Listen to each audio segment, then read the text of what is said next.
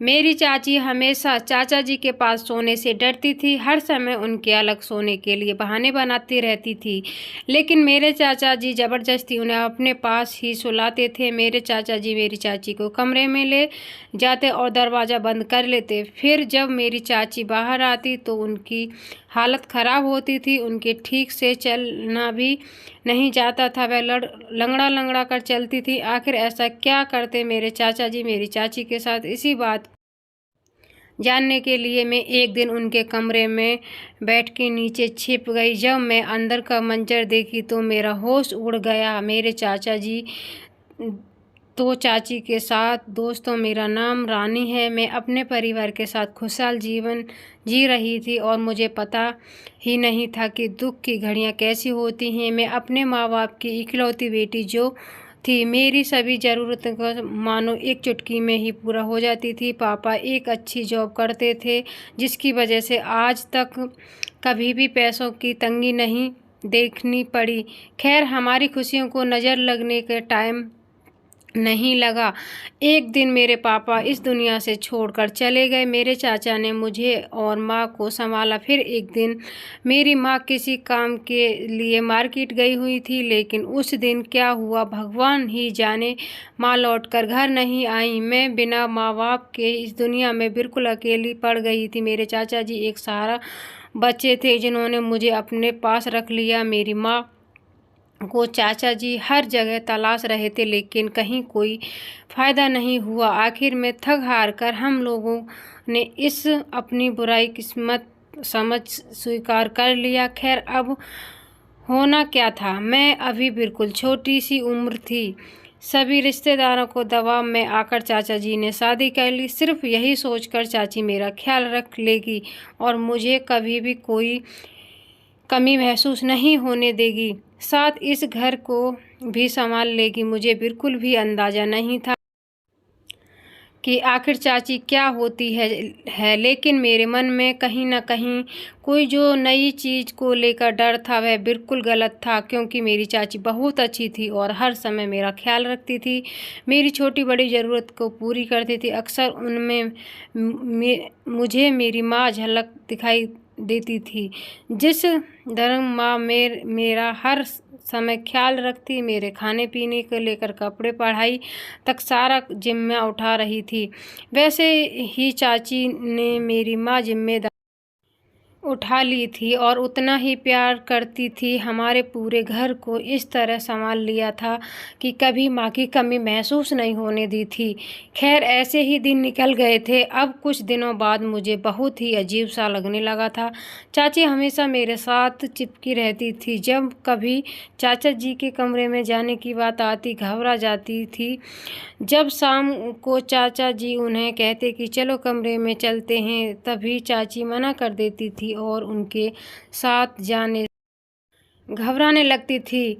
कभी कभार तो वह इस तरह बहाना भी बना देती थी कि रानी की तबीयत खराब है, इसलिए मुझे यहीं उसके साथ रहने दीजिए। लेकिन मेरी जो तबीयत बिल्कुल ठीक ठाक होती थी, लेकिन मुझे समझ नहीं आ रहा था कि चाचा जी ऐसा बहाना क्यों बनाते हैं और चाची चाचा जी के साथ उनके कमरे में जाने से क्यों डरती हैं। आखिर क्या बात है? लेकिन मैं ज़्यादा ध्यान नहीं देते हुए चाची की बात को मान लेती थी और चाचा जी से कह देती थी कि चाचा जी, मेरी तबीयत बहुत ठीक नहीं है, इसलिए चाची मेरे साथ ही सोना चाहती हैं ताकि रात में अगर मुझे किसी चीज़ की ज़रूरत होगी तो मुझे ला कर दे दें। तभी चाचा जी कहते ठीक है, लेकिन चाची कहाँ सोने वाले थे, कमरे से बाहर ही बैठे रहते थे। मुझे नींद आ जाती थी तो चाची को अपने साथ ले जाते और उसके बाद मुझे नहीं पता कि उनके साथ क्या होता था। खैर, जब वह उठकर कमरे से बाहर आती तो उनकी हालत ख़राब होती थी। उनके बाल भी बिखरे हुए होते थे और वह लंगड़ा कर चलती रहती होती थी, मानो पूरी रात किसी ने पीटा हो, और उनकी आंखें भी पूरी तरह सूजी हुई होती थीं, जैसे ही उन्हें किसी ने रुलाया हो। पीछे पीछे जब चाचा जी आते तो उनका व्यवहार भी बहुत अजीब होता था। वह इस तरह चाची के ऊपर रौब जमाते थे कि जिस तरह किसी नौकरानी पर जमाते हैं।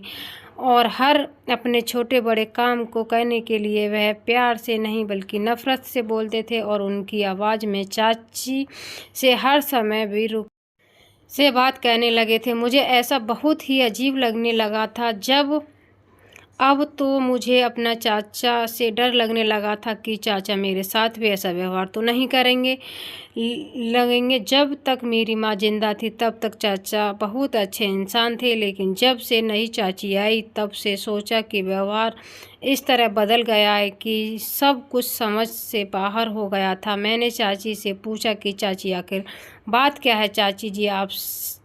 चाचा जी आपके साथ ऐसा व्यवहार क्यों करते हैं? इसकी वजह से आप इतना डरी हुई रहती हैं और उनके साथ कमरे में जाने के लिए तैयार नहीं होती हैं। तभी चाची मुझे कहने लगी कि बेटा ऐसी कोई बात नहीं है, तुम इन सब बातों में अपना ध्यान मत दो। इस तरह चाची हर रोज़ कोई बहाना बनाकर इस बात को बहला फुसला कर दूर कर देती और अपने काम में लग जाती, लेकिन मेरा दिमाग कहाँ रुकने वाला था।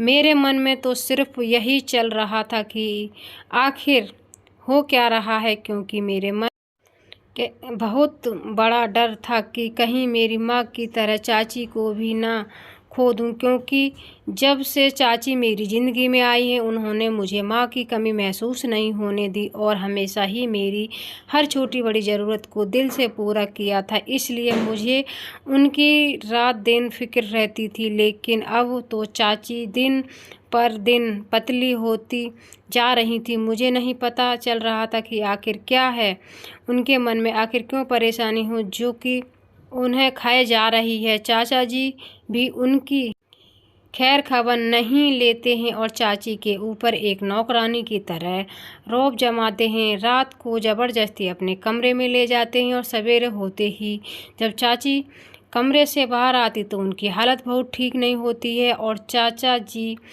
को इस बात से ज़रा भी फ़िक्र नहीं पड़ता है। वह बड़ी अच्छी मुस्कान है तंदुरुस्ती के साथ कमरे से बाहर निकलते हैं जैसे कि कुछ हुआ ही नहीं है। खैर मुझे तो अब चाची की फ़िक्र होने लगी थी,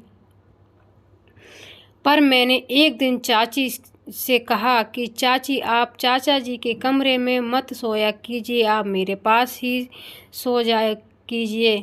तभी चाची कहने लगी बेटा मैं तुम्हारे पास ही सोना चाहती हूँ, लेकिन मैं कर भी क्या सकती हूँ। उन्होंने मुझे पूरी बात तो नहीं बताई, लेकिन मुझे इतना ज़रूर कहा कि तुम्हारे पास ही सोना चाहती हूँ। खैर मैं चाची को अब अपने पास बुला लिया करती थी। कुछ दिनों तक मैंने अपनी तबीयत खराब होने का बहाना बनाया, लेकिन यह बहाना ज़्यादा दिन कहाँ चलने वाला था।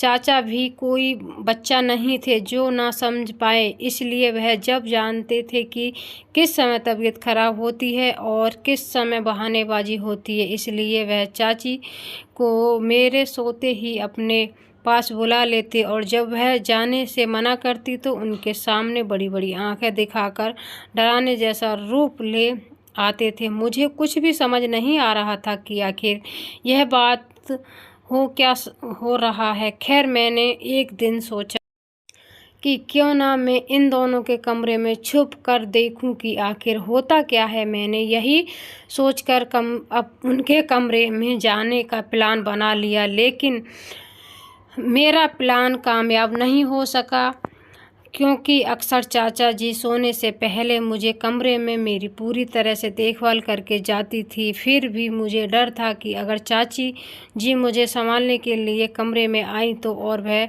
वहाँ नहीं हुई तो सबके सामने सच आ जाएगा मैं उनके कमरे में छुपी हुई। इसलिए मैंने जाने का प्लान कैंसिल कर दिया और सोचकर कि खिड़की से जाकर मैं देखूंगी कि आखिर उनके साथ होता क्या है। रात को जैसे ही चाची जी और चाचा जी कमरे में चले गए तो उनके कमरे में खिड़की के पास जाकर खड़ी हो गई। खिड़की हल्का सा खुली हुई थी, जिस वजह से मैंने उसे थोड़ा सा देखकर खोलकर देखा लगी। उसके बाद तो मैंने देखा, उसे देखते ही मेरे पैरों तले जमीन खिसक गई। मैंने देखा कि चाचा जी अपने घुटनों की बल जमीन पर बैठे हैं और चाची जी उनकी गर्दन के ऊपर अपना पैर रखे हुए खड़ी हैं। मेरी तो कुछ समझ ही नहीं आ रहा था। मैं चाची इतनी भोली भाली और सरल स्वभाव की मेरे चाचा जी से साथ ऐसा क्यों कर रही हैं? अब तो मेरे दिमाग की बत्ती इस तरह जल गई थी कि मेरा पूरा शरीर पसीने से लटपट हो गया था। मुझे बिल्कुल भी समझ नहीं आ रहा था कि पूरा दिन चाचा जी के साथ ऐसा व्यवहार करने वाली चाचा जी और इतने क्रूर स्वभाव वाले गुस्से वाले चाचा जी उनके सामने इस तरह घुटनों के बल क्यों बैठे हैं, और जो इतना सरल और साधारण चाची जिनके मुंह में जबान तक नहीं थी, वह चाचा जी के साथ ऐसा व्यवहार कैसे कर सकती हैं। घर में वही की बातें सुनती रही। चाचा जी किसी बात को लेकर चाची जी से डर रही थी और चाचा जी की आंखें में आंसू आ रहे थे। मेरी तो हालत खराब हो रही थी। आखिर यह कर क्या रहे हैं? चाची का ऐसा रूप मैंने आज नहीं देखा था। तभी मैंने अचानक से देखती हूँ कि पीछे से दरवाजे से कोई आदमी आता था और बड़ी बड़ी मूछें वाला काले रंग का आदमी। उसे आज तक मैंने पहले कभी नहीं देखा। उसने अंदर आते ही देखा, पूरी तरह घबरा गई। मेरी बिल्कुल भी समझ नहीं आ रहा था कि आदमी कौन है था और नीयत से आया था, तो मुझे घबराहट होने लगी। तभी मुझे रहा नहीं गया तो और झट से मैं कमरे के अंदर चली गई। मुझे वहां अचानक वह लोग घबरा गए। मेरी चाची मेरी तरफ आई और बोली कि बेटा, तुम यहाँ सब कुछ ठीक है ना? तभी मैं गुस्से में बोली कि झूठा नाटक बंद कीजिए, मैं आपको पहले खिड़की से देख चुकी हूँ। तभी वह कहने लगी कि अगर तुम्हें पता चल ही गया है तो आगे भी सुन लो। वह कहने लगी कि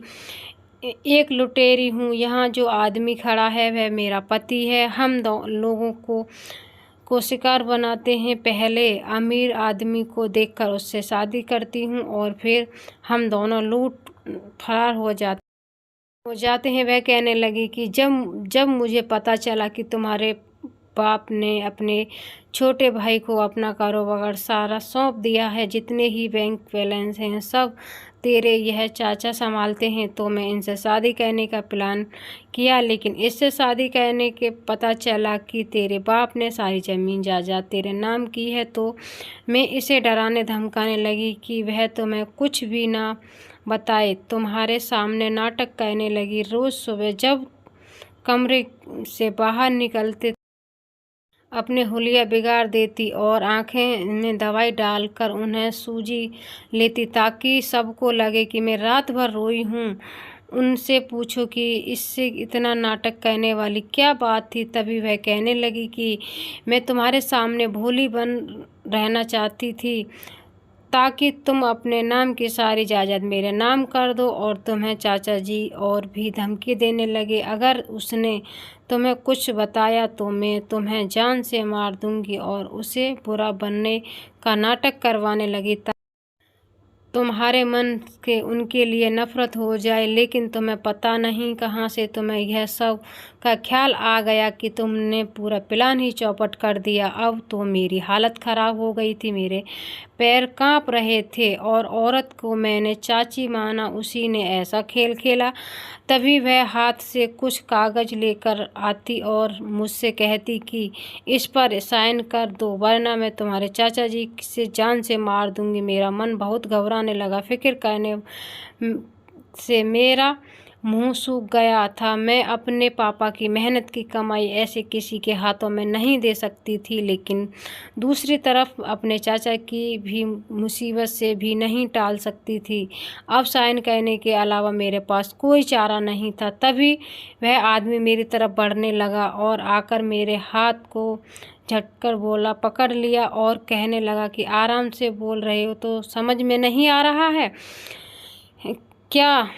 साइन करती है या नहीं? अब मेरा पास कोई चारा नहीं था। मुझे साइन करने पर पूरी तरह मजबूर कर दिया था, क्योंकि मेरे चाचा जी की जान से ज़्यादा मेरे लिए कुछ भी बढ़कर नहीं था। इसलिए मुझे साइन करना ही पड़ा। साइन करने ते ही जो जोर जोर से हंसने लगी और कहने लगी कि जो हमें चाहिए था वह हमें मिल गया। अब हमें तुम्हारे चाचा बेटी से कोई मतलब नहीं, इसलिए तुम लोगों जहाँ मर्जी जाना जाओ, हमें किसी से कोई मतलब नहीं है। और वहीं उनके आगे को लेकर जाने के लगी, तभी उसने दरवाज़ा खोला। सामने देखा कि मेरी माँ और कुछ आदमी खड़े। तब तो मेरे और मेरे चाचा जी के पैरों तले ज़मीन खिसक गई। माँ को हम लोगों की तलाश कर रहे थे और अंत में हमने हार मान ली थी। वही माँ आज हमारे दरवाजे पर खड़ी थी। मेरी खुशी का ठिकाना नहीं रहा था, क्योंकि इतने सालों बाद मेरी माँ मिल चुकी थी। अब तो मेरे चेहरे पर एक प्यारी सी मुस्कान आ गई थी। तभी मेरी माँ और उस औरत के हाथ पकड़ और उसे जोर से तमाचा मारती, और वे दोनों उन दोनों लोगों को देखकर घबरा जाते और वह दोनों।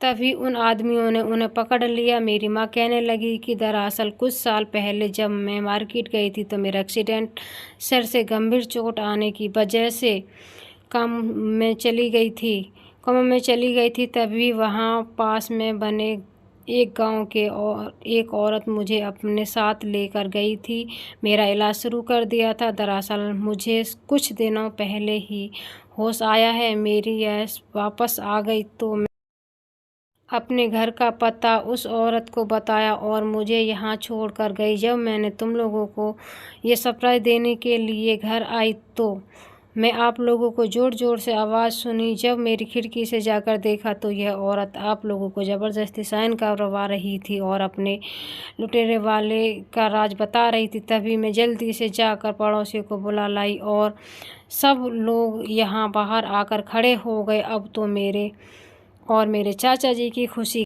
ठिकाना नहीं रहा था, क्योंकि आखिर में वह लुटेरी दुल्हन पकड़ी गई। हम लोगों ने तो पूरी तरह उम्मीद खो रखी थी। यह लोग अब हमारी सारी मेहनत की कमाई लेकर जाने वाले थे। उन लोगों के पुलिस के हवाले कर दिया और गया।